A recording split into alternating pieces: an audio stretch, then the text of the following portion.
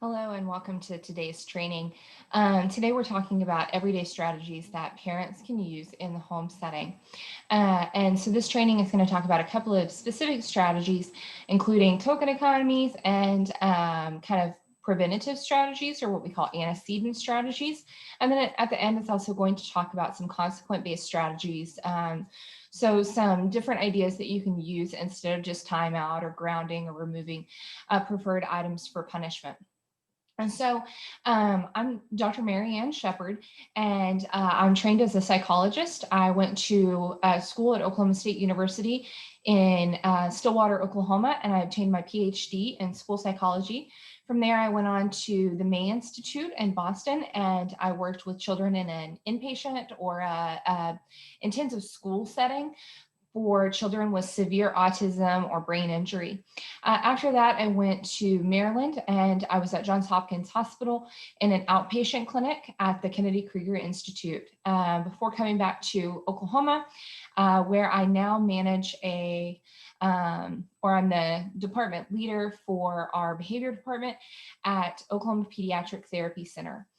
This training is a partnership between the Oklahoma State Department of Education, and it's under a grant, but it's also a partnership with the Oklahoma Parent Center and Oklahoma Pediatric Therapy Center. So when we're looking at this grant, there's a lot of parts and pieces that go into providing this today for you free of charge. So when we get into this, what type of strategy should you use? So a lot of times when a child is having behavior problems, parents always ask, what do I do when it happens? But 90% of the time, it's not about what you do when it happens. It's about what you do before it happens to prevent it from happening again. And so you always want to be looking at, okay, we had a bad day, or we had a situation, or we have a kind of some undesired behaviors. However, what can we do to prevent those behaviors from continuing to occur or from occurring in the future? Consequent-based strategies typically have an immediate effect, and they tend to be our go-to or the strategy that we rely on more often. However, preventative or antecedent strategies tend to have more lasting effects, but take longer to really show that impact. So your antecedent strategies are those strategies that are occurring beforehand, that are preventative or proactive, whereas your consequent-based strategies, those are your reactions when the challenging behavior happens, and they occur after the behavior. So one of the preventative strategies that you can utilize is adequate sleep. It's often overlooked as one of the contributing factors to challenging behavior. So there's something called the sleep paradox. And the sleep paradox is in adults, when we're tired and worn out, we tend to become lethargic and we tend to want to lay around. We want to take naps. We want to go to bed early. However, children, when they become tired, they tend to get very irritable. They get agitated. Sometimes they can get goofy. They can run around impulsively because controlling your impulses, controlling your behavior, controlling your emotions, controlling your anger, all of those things require a lot of energy. And so children tend to run around a lot whenever they're tired. And so sometimes behavior problems, irritability, impulsivity, can present as challenging behavior when really they're a sign of inadequate sleep. So how much sleep should your child be getting? It really depends on how old they are. So infants to 12 months typically sleep 12 to 16 hours. So this is a wide range, but some children just need more sleep and some children need less sleep. Children that are 1 to 2 years need 11 to 14 hours, whereas children as they get older need a little bit less. Children 3 to 5 years need around 10 to 13 hours. 6 to 12 years, 9 to 12 hours. And then once they get up into the adolescence, 8 to 10 hours, similar to adults. So the first thing you want to do is you want to look at, do we have adequate sleep? How much time is my child sleeping? If you really think about this, if your child is in elementary school and they need 10 to 12 hours of sleep, that means if they're waking up at 6 a.m., they need to be going to bed no later than 8 p.m. And so this could be a big shift, but you could notice a big impact in behavior, especially focus, attention, and remediation of some of those behavior problems, especially later in the evening. Plus, you get extra hours of adult time at night where you can watch TV or read a book or do the dishes. So when you're looking at sleep, you want to make sure you have a routine. This helps to improve where children will get that sleep. So establishing that routine of what time are we going to bed and consistently going to bed at that time, and what time are we going to wake up and consistently waking up at that time. This sounds really easy until you look at Saturday and Sunday, and you look at holidays and Christmas and all of those things. And you can have that sleep schedule, but it really needs to be consistent 360 days out of the year. That means you have a few days where it's not necessarily going to be consistent, but 99.9% of the time, your sleep schedule needs to be consistent, even on Friday nights, Saturday morning, and Sunday morning, and on Labor Day, and um, you know, whatever holidays, spring break, fall break, you need to keep that schedule consistent to make sure that their sleep rhythms are following that pattern. And so you want to look at your sports schedule, you want to look at your weekend schedule, and how can we really dedicate, especially if you have a child who's showing irritability, inattention, hyperactivity, impulsivity, how can we really focus on this strategy that could prevent a lot of the challenging behaviors that we're seeing? The next thing that you want to do, and you probably have clear rules and expectations, but you really want to set some clear rules around the specific behavior that you're seeing. So you want to keep it simple. Sometimes when we look at rules or expectations, we tend to go through and say, what are all the rules we want our child to follow? What are all the expectations we want our children to follow? But when you do too much too fast, you burn out and your children burn out. And so you want to sit down and you want to talk about what are some very specific things that we would like to see our child doing. Start with one and then increase that slowly. You can start with one and then add on a second. So maybe you and your partner, you sit down, or you and whoever else is helping with childcare, you sit down and you say, okay, here are the strategies or here are the rules that we want to focus on. And maybe you come up with 5 and then you say, okay, let's start with 1. Try not to start at the top. So if your child's really doing a lot of hitting or a lot of throwing or talking back or yelling, if that's going to be really hard to tackle, you may start in the middle with something that's not really easy, but moderately hard to tackle, because then you're going to start to notice some momentum and some improvement with that specific rule, which will help you to be able to address those harder to change behaviors later. So what are your rules? And sometimes we want to say things that are be respectful, be polite, use your manners. All of those things, those are wonderful rules. I think teaching your child respect, teaching your child manners is very important. But when we're looking at our challenging behaviors, what is it that you want your child to do instead? Or what is it that you don't want them to do? You want to state them as do statements rather than don't statements. So it may be easier to start at the don't. I don't want them to hit. Well, what is it that you want them to do instead? Do you want them to ask nicely for a toy? Do you want them to share their toys? Do you want them to take turns? If that's what you want them to do, then that should be your rule. When you want a toy, you ask first. When someone else wants your toy, you share your toys. So what is it that you want them to do? If your child is 13 years old and in those preteen years and she's got the ugh attitude and you're like, oh, that's so annoying, I want her just to lose the attitude. You want to show respect. Well, respect is broad. So what is it that you actually want your child to do? Do you want them to say, okay, mom? Do you want them to say, yes, ma'am? How do you want them to say it? So think about what is your expectation? What is it that you want your child to do? And state that very explicitly. I want you to close the door softly. I want you to put your dishes in the sink So if it's, they're really messy and they're not cleaning up after themselves, well, I want this dishes in the sink. You want to review those rules regularly, and you want to practice those rules, especially if it's a concept that may be harder, such as sharing.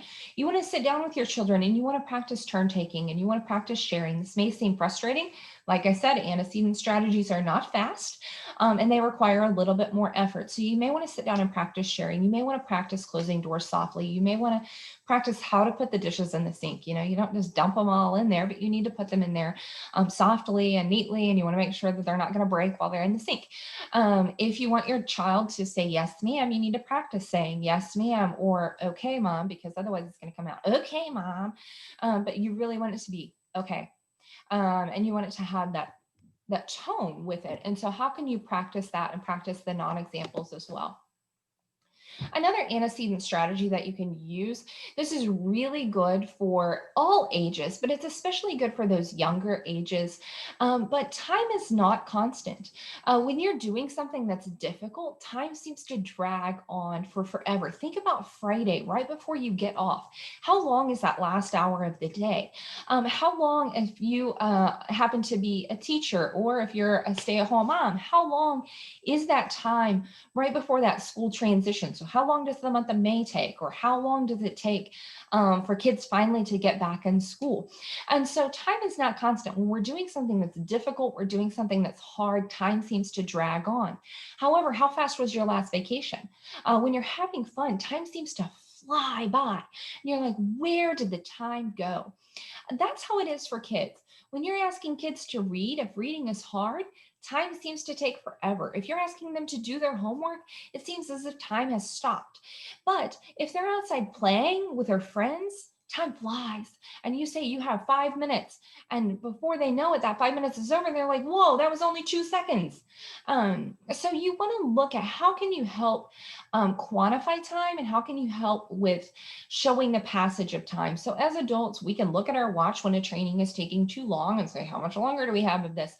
And so you can look at time and you can see time is passing and you're getting closer to your goal. You can also tell when time is going by too fast.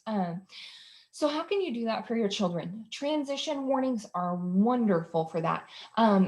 Try to do 5-minute transition warnings. You don't always have 5 minutes, but you want to do transition warnings every time you're having a transition.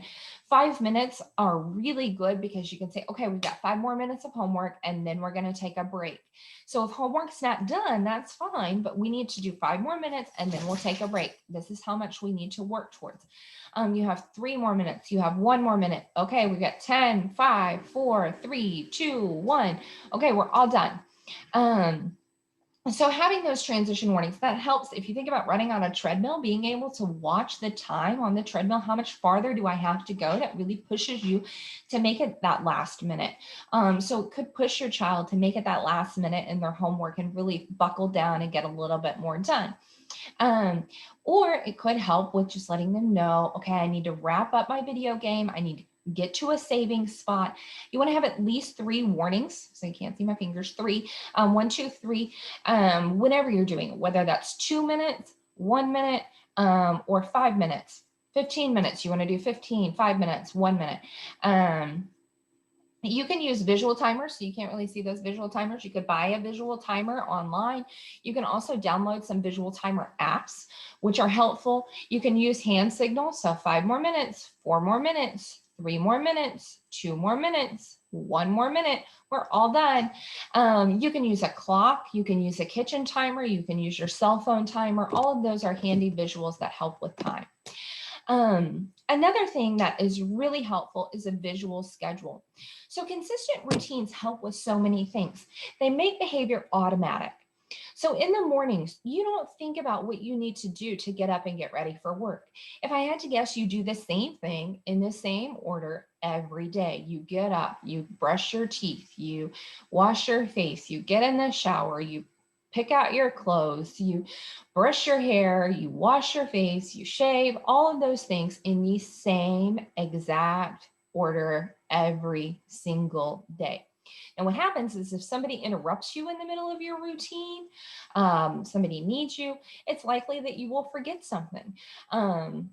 because your routine has been interrupted. Routines are so helpful for putting things on autopilot and just getting things done. And so they help you to remember what is the rule, what is the expectation.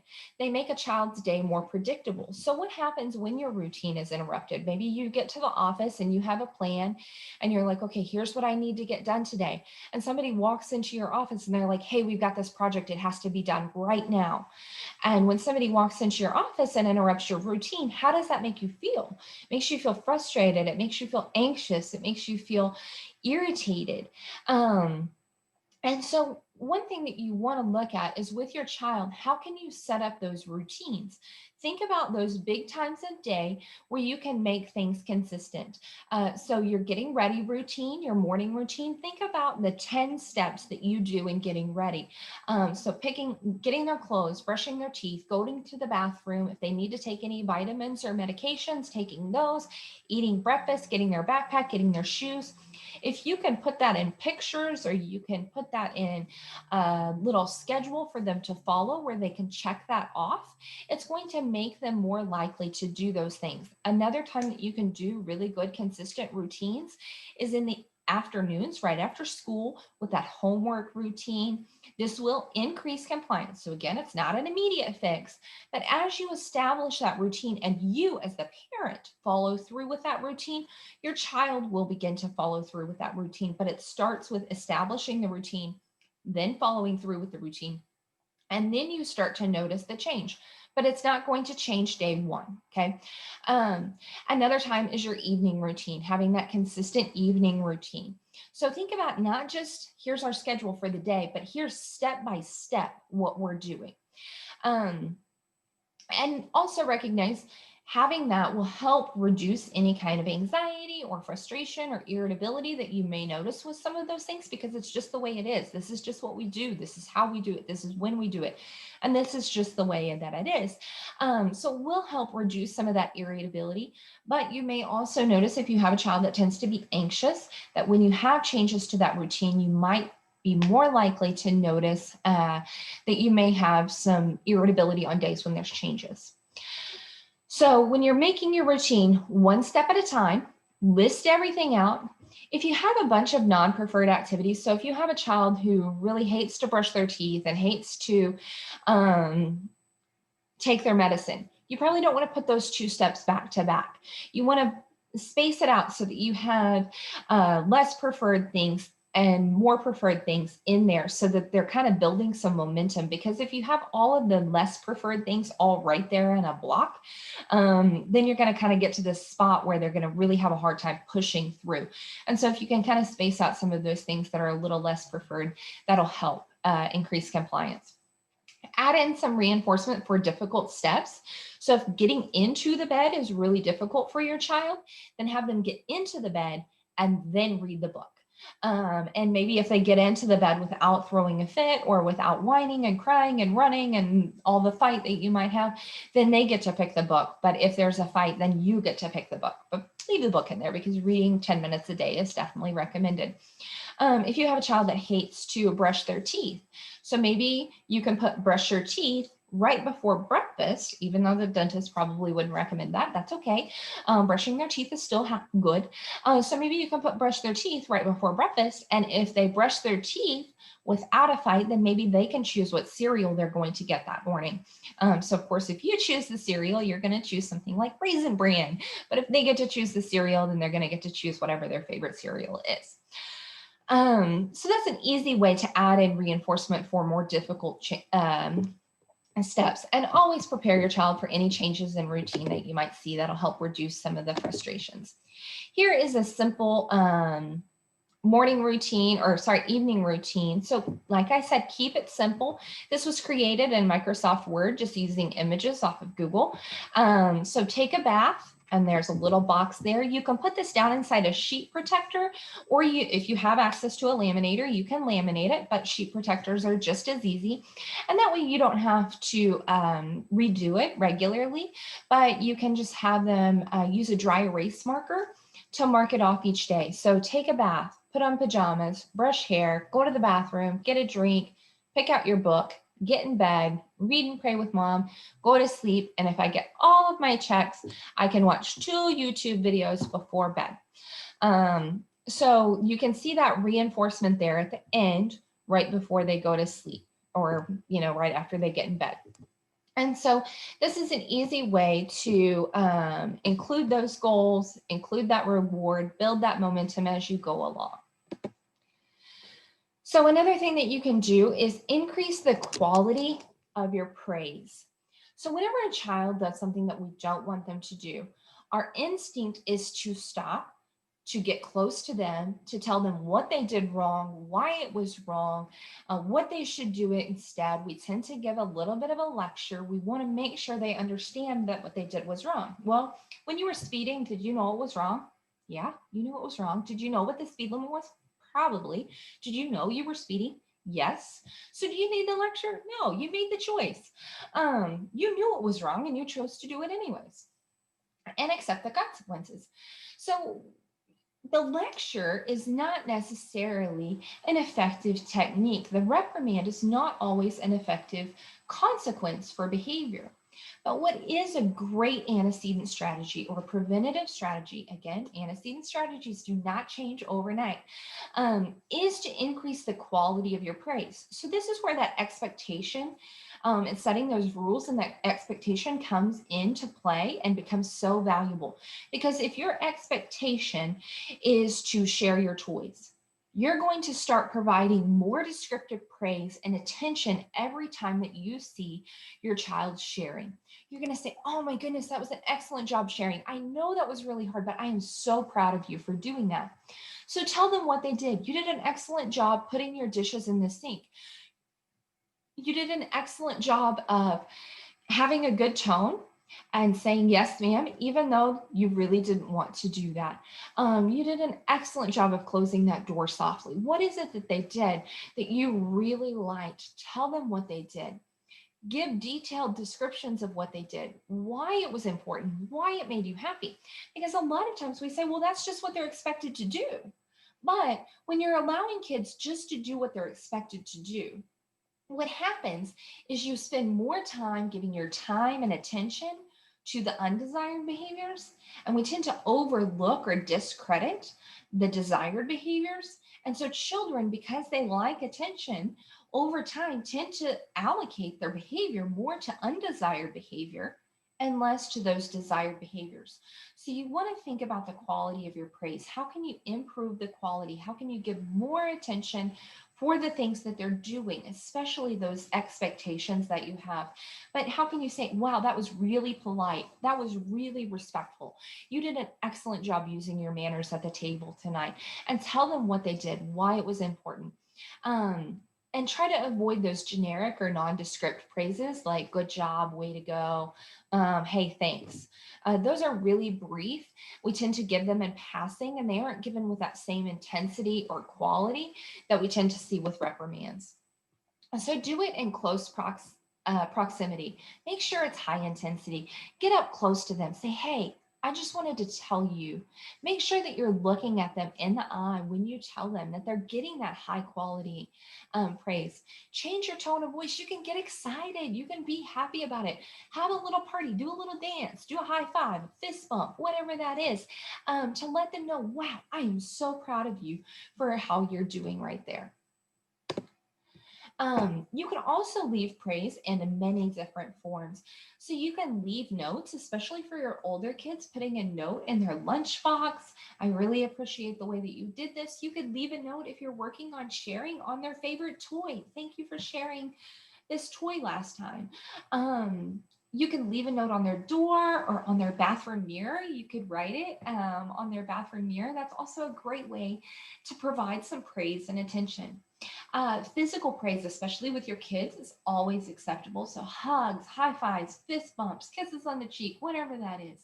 Verbal praise, be descriptive in it. Group praise, this is also great for your older kids. You could make sure that when you call grandma that you provide that praise right there when grandma's on the phone. You could provide it on Facebook. Hey, my kids are doing an excellent job of doing this lately. I'm really proud of them for this. And you can always provide individual praise and attention. You can just set aside 5 minutes of your day or even 2 minutes just to sit down and talk to your child and say, hey, I just want to tell you, these are the things that I noticed today, and these are the things that I appreciated today. Biggest thing, if you sit down time in the day, it's not about talking about what you didn't like, it's just praise hour or praise minute, okay? So you want to make sure you're going to have to correct your kids. Kids are learning and they make mistakes all the time. And so you want to make sure whenever you are providing that praise or providing those corrections, that you're providing 2 praise statements for every 1 corrective statement. So if you have to correct your child, you want to look for later in the day, how can I find the good things that they're doing? How can I turn it around? Because sometimes kids get stuck on this little pattern of made a mistake, made a mistake, made a mistake, made a mistake. And it's like, man, how do we get out of this slump? Well, you want to be watching for when are they doing something correct? And it may be little things. It may be like, thanks for turning off the light when you walked out of the room. It may be, thanks for picking up your socks when you left. Whatever that is, maybe something very small, but look for ways to turn around the day, because when you're changing the ratio of that praise to correction, you're going to start to notice over time the ratio of behavior changes, okay? Make sure that praise is guaranteed for those expectations. So if you're working on sharing, if you're working on tone of voice, whatever that is, make sure that you focus on those things and you guarantee the attention for those things. Because if they slam the door, I promise you're going to say, don't slam the door. But if they close the door gently, you need to also say, thank you for closing the door gently every single time. Try to avoid, like I said, the generic praise. Try to avoid leaving well enough or letting sleeping dogs lie. So if your kids are playing nicely and they're sharing and they're taking turns, you don't want to ignore that. You don't want to leave well enough alone, but you really want to highlight that. Now, it may be that you don't interrupt them in the middle of it.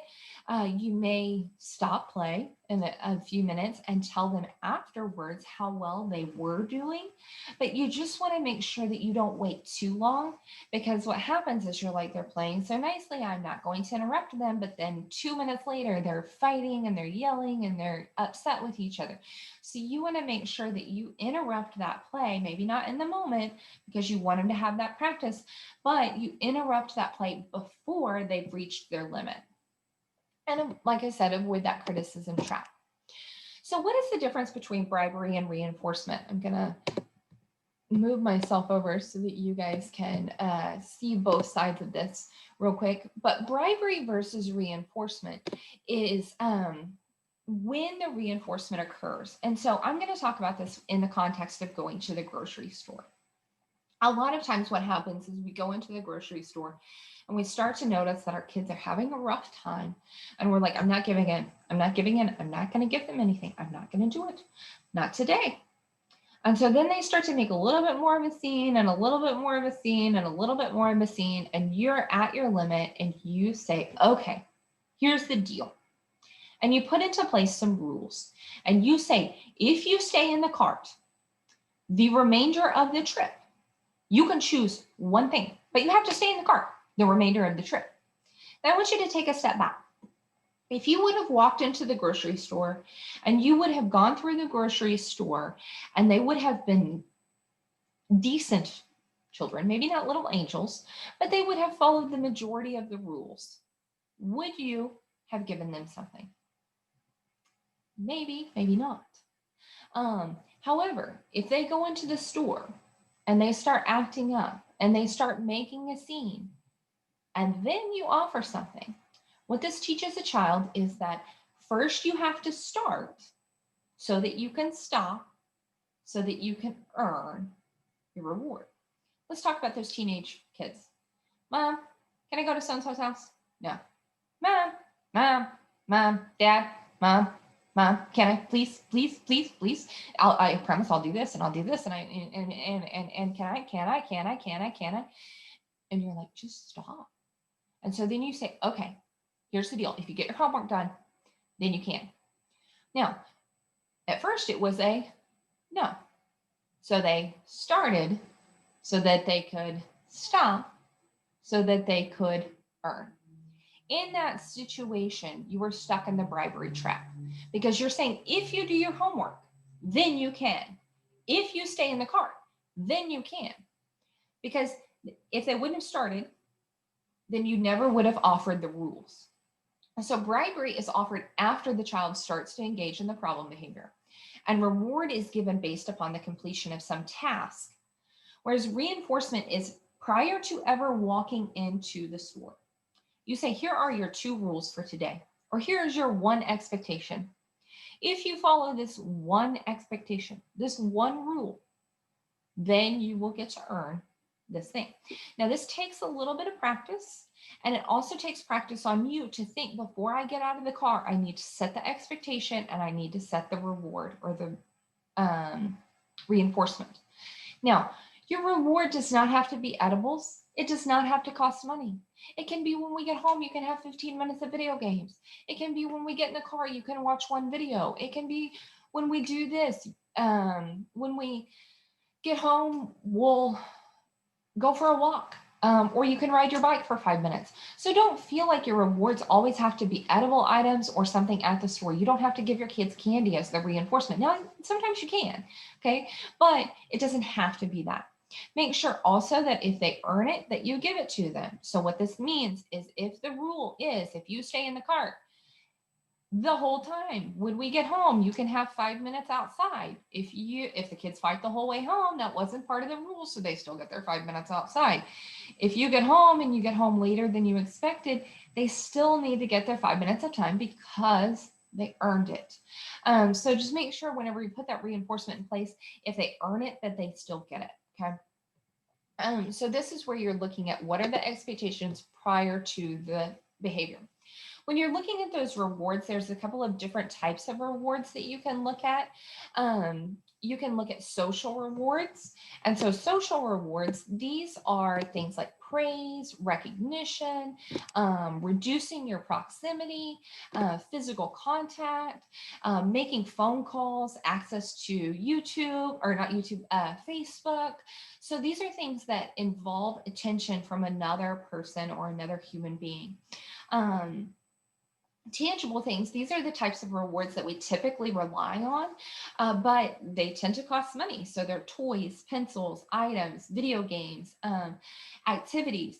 So they typically cost money, but they're not the only type of reward out there. Like I said, 5 minutes of one-on-one time with you, going for a walk with you, calling grandma and FaceTiming grandma and telling her how good he or she did that day. Putting a post on Facebook.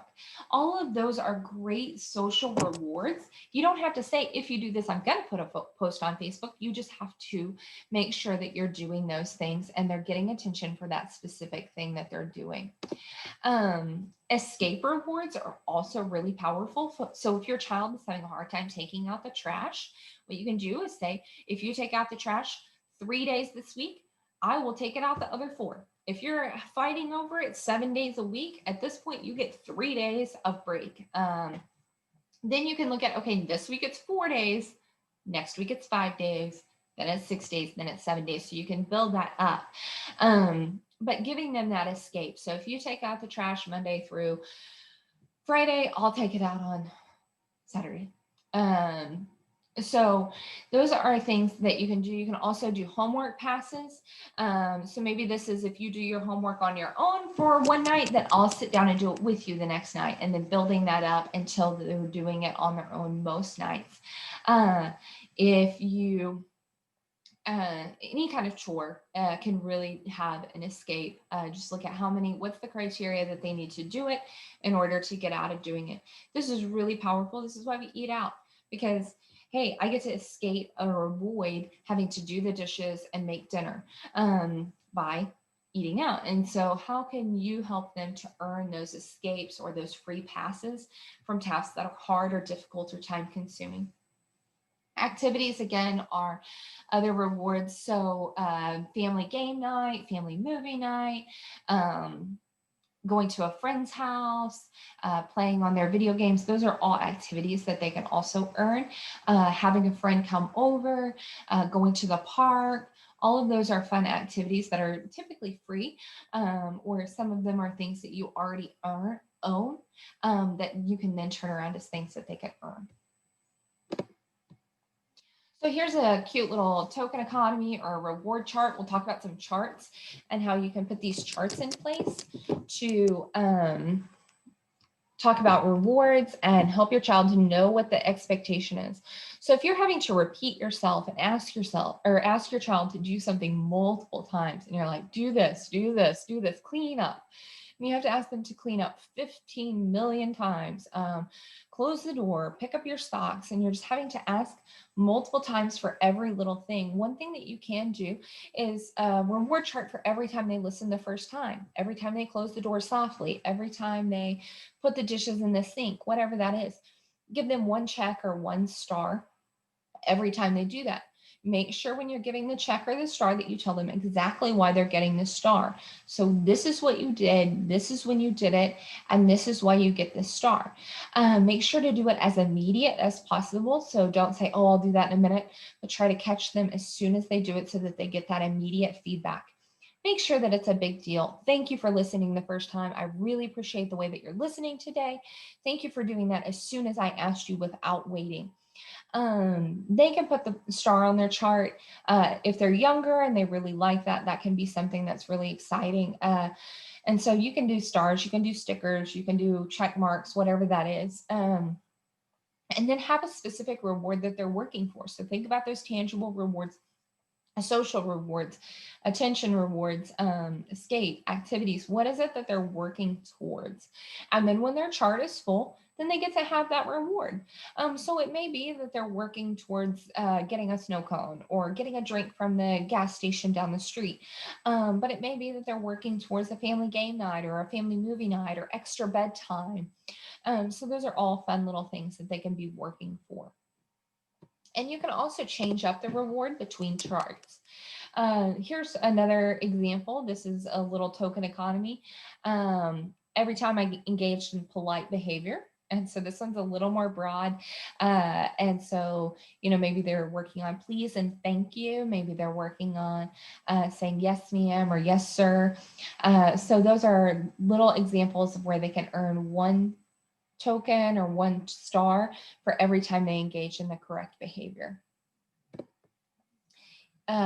We as adults are on token economies, and so don't feel like your child is ever too old to be on a token economy. So loyalty cards are something that a lot of businesses or establishments have in place. And so what a loyalty card is when you buy 9, you get 1 free. So the 10th one's free. And so these are examples of little loyalty cards or punch cards that you can do for your older kiddos. So every time you take out the trash, then, you know, the 10th time is free. I'll do it. And so think about how you can mature this or increase this as your child ages. So here's the thing that everybody asks about. How do I punish? What do I do? What are the consequent strategies? The first thing we're going to talk about before we talk about consequent strategies is some of our disadvantages or limitations to punishment. So punishment is anything that's going to reduce the future frequency of behavior. So I guess I didn't have a slide that discussed the limitations, but some of the limitations of punishment are that it tends to lead to emotional or aggressive reactions. And so the last time you were pulled over, so most people, I usually use traffic violations because at some point in time in your life, most people have been pulled over at least once. For violating some kind of traffic law. And so when that police officer pulled you over, what were you thinking after he walked away? What were you feeling? Were you, oh, so grateful that he saved my life today? Or were you like, I'm so mad, I'm so frustrated, I'm upset, I'm angry. Maybe you're angry at yourself. Maybe you're frustrated with yourself. Maybe you're embarrassed. Maybe you are mad at them because they weren't nice to you, even though you were breaking the law or rules. So you're just mad you got caught. It doesn't matter what the circumstances are. If you are pulled over, you will have an emotional reaction: embarrassment, frustration, anger, sadness, worry about what am I going to do when I get home and I have this ticket? How am I going to pay this? So anytime you have a consequence, punishment, there will be an emotional reaction. It also leads to escape and avoidance behavior. And so whenever you are driving down the interstate or driving through town, you tend to push the rules or break the rules until you see a police officer. And the second you see a police car, then you slow down, you make sure your phone is down, you make sure your seatbelt is on, you're like following every law, both hands are on the wheel as tight as they can be at 10 and 2, and you're following, looking straight ahead, following the rules. But then how long does that last? Not long. It lasts until they're out of sight. And so what happens is at home, kids are following the rules, they're sharing as long as you are present. But then when you are not present, they're more likely to push the rules or to take that toy, to not share their toys. And what your goal is for your child to follow those rules of sharing and turn taking all the time. And so when you're punishing, you're only punishing when you are present. It leads to this escape and avoidance behavior that you want to kind of avoid. There's some other negative reactions to punishment. So I just want to make sure and highlight that punishment should not be your only strategy, that you should make sure that you're doing all of the antecedent strategies that you can to prevent, to reduce the likelihood of the problem behavior from occurring. But sometimes you need to have some strategies, and there are some strategies that may be tools or tips that you haven't heard of before. One of my favorite is overcorrection. And so overcorrection is practicing the correct response up to 3 times. So if your child slams the door, you're going to make them go back and close the door softly. But how many times are you going to make them close it? How many times are you going to make them practice? Not just once, because once, not too bad. You're gonna make them practice 3 times. And by the time they practice the 3rd time, they're gonna be like, oh, so frustrated. But then if they go, oh, and that is one of the rules that they're not allowed to, if that's one of your expectations, how many times are they gonna practice saying, yes, ma'am, not once, not twice, 3 times. So if they answer you with an attitude, they have to practice answering you with the correct tone of voice 3 times. If you tell a child to pick up their toys and they refuse to pick up their toys, how many times are they going to pick up their toys? That means they're going to pick up their toys not once, not twice, but 3 times. And so typically if you're doing overcorrection, now is this going to lead to an emotional reaction? Yes. Are they going to be mad? Yes. But if they practice 3 times, they're going to stop and think twice before they do that thing the next time. Restitution, this is improving the environment to a state better than it was before. And so if they fail to clean their room when they're asked, not only do they have to clean their room, but they have to clean the bathroom. If they don't put their dishes in the sink, not only do they have to put their dishes in the sink, but they have to do the dishes. Or maybe they have to put everyone's dishes in the sink. Again, is it going to lead to an emotional reaction? Yes. But if they have to do not just theirs, but everyone's, it's more likely to result in them thinking twice before they do it again. And so this helps to practice the correct response. So what I like about overcorrection and I like about restitution is that it is a teaching opportunity. It's not just about saying, don't do that, but it's about saying, do this and do it this way. Punishment, another type is response cost. So losing access to a preferred item, token, whatever that is, as a result of challenging behavior. So when you end up in the grocery store and you forgot to set the rules, rather than saying, if you follow this, you can earn, you can do a response cost, which is if you do not get in the cart right now, you will not get to play your video games when you get home. If you do not get in the cart right now, You will not get to stay up late tonight. You will have to go to bed 10 minutes early. You don't have to go to bed super early, but you take 10 minutes off a child's bedtime and they're gonna cry. So again, an emotional reaction, but those are response costs. So just like your reward types, you can look at other reward types for your response costs. So bedtime, activities, tokens, things that they won't get to earn if they don't follow the rules. So that's the conclusion of our presentation today. I hope that this has provided you with some strategies, some tips, techniques. Remember those antecedent strategies, they do take time. Change does not occur overnight, but consistency leads to change. So whenever you choose one of these strategies, make sure that you allow at least a week of following through consistently before you change your strategy or before you decide that it doesn't work.